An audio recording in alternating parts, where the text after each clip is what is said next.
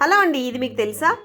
తులసి మొక్క మన ఇంట్లో ఉండడం వల్ల మనకి ఎన్ని లాభాలు ఉన్నాయో వీడియో చివరి వరకు చూడండి. ఎవ్వరికీ తెలియని 2 లాభాలు చెప్తాను.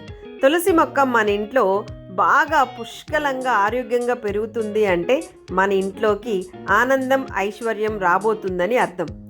ఎర్రతీగ తులసి మొక్క గనక మన ఇంట్లో ఉంటే ఎలాంటి నరదృష్టి మన మీద పడకుండా ఉంటుంది.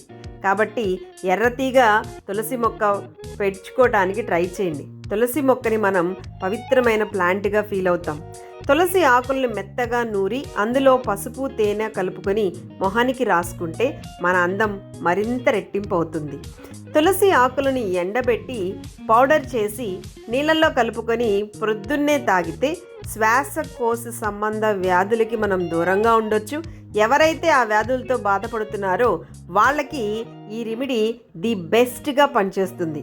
సో ఇలాంటి మీకు తెలిసిన కొన్ని ఇంట్రెస్టింగ్ తులసి మొక్క గురించి కామెంట్ రూపంలో తెలియచేయండి.